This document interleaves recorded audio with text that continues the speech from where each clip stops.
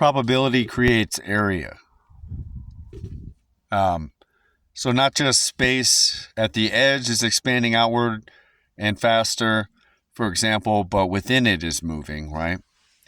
And as well as, say, a star actually adds area to the universe, and that's part of why it's expanding further. The universe is expanding because of probability, actualization, and further potentiation, right? So not just the space itself, which does not have mass, but there's underlying, people refer to it as dark matter or quantum gravity, but it's really cascadance. It's like a probability boil at the very small scale of probability. Kind of probability pixelation is why you can't see it, because of scale. And the probability creates that area at scale, right? Even on the universal scale, same thing, right? So star formation actually increases the size of the universe, not just by the area of the star and electromagnetically or even hyperdimensionally. Say mid-axis plane area of a star over time-space electromagnetic gravitational area is vast, much bigger than the area of the stellar system you see in electromagnetic space-time gravitational relationships.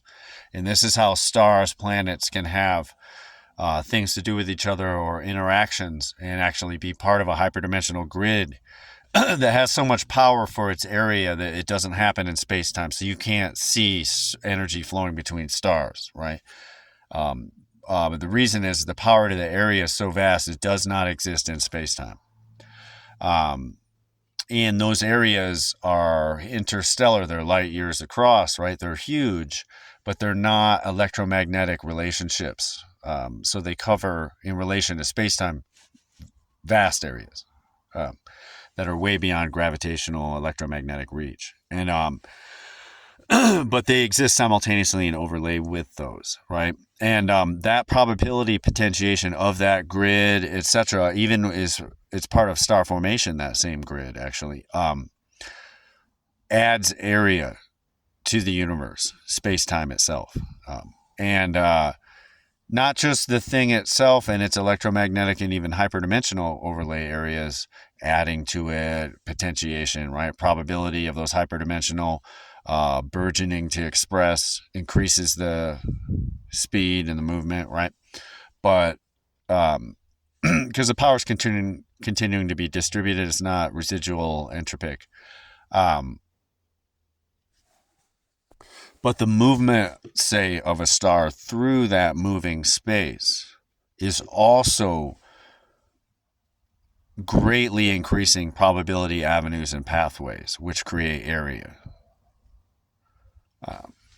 And not just an electromagnetic moment, but really gravity is really in the movement, and gravity is making time.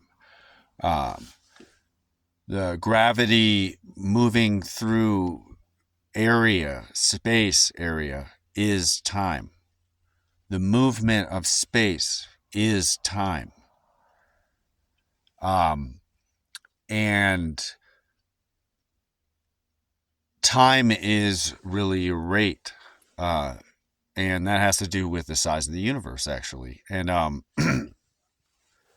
so dimensionality and localized energy information are really one and the same, but they diversify or differentiate in expression at, after the big soft, when the universe complicates.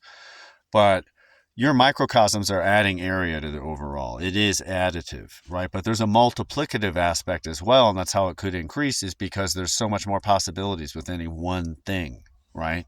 And how it might interact with its environment and what effects it might be on it and everything else, right? From that is not just an A or B, it's a lot of things. And those maybes turn into timelines of what's more likely. And anyways, but I just wanted to basically make the point that